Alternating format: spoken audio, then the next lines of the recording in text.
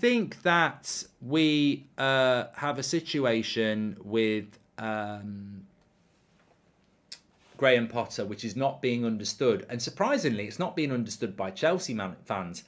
I feel like I'm on repeat. I feel like UK gold here. It's exactly, got a feeling Nunez will bang after the World Cup, says Ben. Yeah, remember, he will be in the World Cup.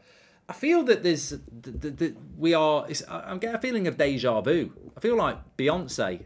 Does she sing that song, Deja Vu? But I feel that there is a real sense of deja vu here.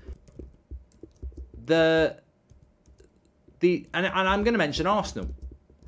I had this with Arsenal fans who, I'm not an Arsenal fan, but you almost feel justified with what Arsenal are doing, because so many Arsenal fans were gobbing off about how Arteta wasn't good enough. Arteta, get the t-shirts done. You know, absolute mugged themselves off. Basically should have printed on the forehead, I don't understand football, because they had no idea what Arteta was doing with their own bloody football club. And now look at the benefits of it.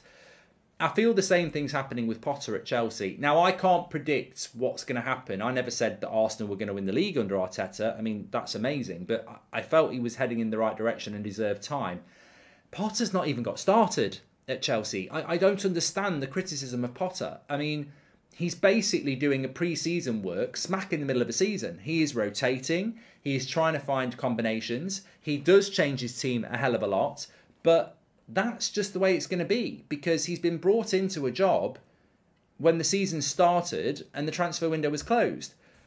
I think Chelsea fans are saying they shouldn't have sacked Tuchel. Maybe they should do a little bit of digging and find out why Tuchel got the sack. It had broken down. The Chelsea players love Potter. The Chelsea players with Tuchel, it had gone really wrong and he had to go. He didn't like the direction of what was happening at Chelsea. There were certain issues with certain players. The Potter journey is only just at the start, and I can't guarantee it's going to be a success. But saying you shouldn't have got rid of Tuchel completely misunderstands what was going on at your club and in the dressing room. There was no possibility that Tuchel was going to stay and things were going to get better. It was going to get worse. He had to go. I think Potter was a brave decision. You could have gone for Pochettino. You could have gone for something else. That's a conversation to have. But Potter cannot be judged on this Chelsea side at the moment. He's got to be given the January transfer window. He's got to be given the summer transfer window. And I think we will see I'll say what I've said before. I think Chelsea and arguably Newcastle, this is why this game is so exciting. I think Chelsea and Newcastle are probably the most exciting journeys to keep an eye on over the next 18 months, because they're both going to spend a lot of money, and it's how they spend that money and develop those teams that's going to be really interesting. This game is huge. If Chelsea lose this, and there's every chance they will, Newcastle are miles ahead of them and Chelsea are looking really bad for top four. I think Chelsea fans will react badly to it. The World Cup's going to come and you're just going to have to be quiet for 6 weeks, but I think it's way too early to be going in on Potter. And unfortunately for Chelsea fans, if you're feeling that Potter's not the right man, you're going to have to be patient. It's way too early. And I would say what I say to United fans, I would say, look at what happened with Klopp at Liverpool, look at what happened with Arteta at Arsenal. You know, these things don't get solved in weeks. They take months and sometimes years. But look, a massive win for them. And talking about the World Cup, I think we've got to do this. I did my reaction to the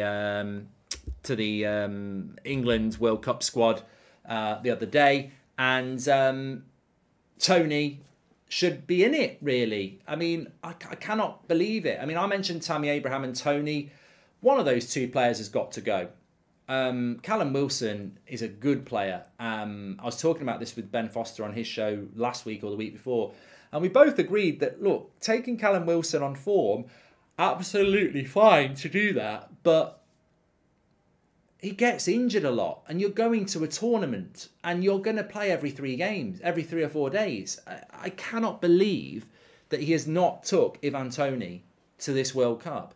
He's a penalty specialist. He scored 10 goals for Brentford in 14 games. He's the 3rd top scorer in the Premier League. In any other country, this would be an outrage. The media just don't seem that interested in it. It's a bloody outrage. 10 goals in 14 games in the Premier League for Brentford. Penalty specialist. He's just scored 2 goals at the Etihad. disgusting. Absolutely disgusting not to take him. Southgate, absolute prat. I mean, I'm sorry, he is.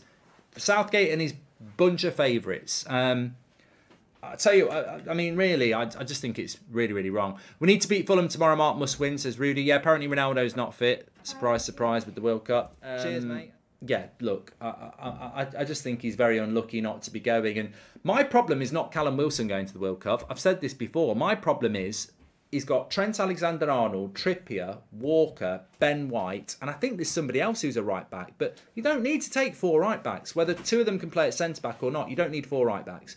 You also don't need to take 5 attacking midfielders. Foden, Grealish, Mount, Maddison, and there's somebody else, isn't there? I forget. Mount. No, I've done Mount. Whether it's 4 or 5, it's too many.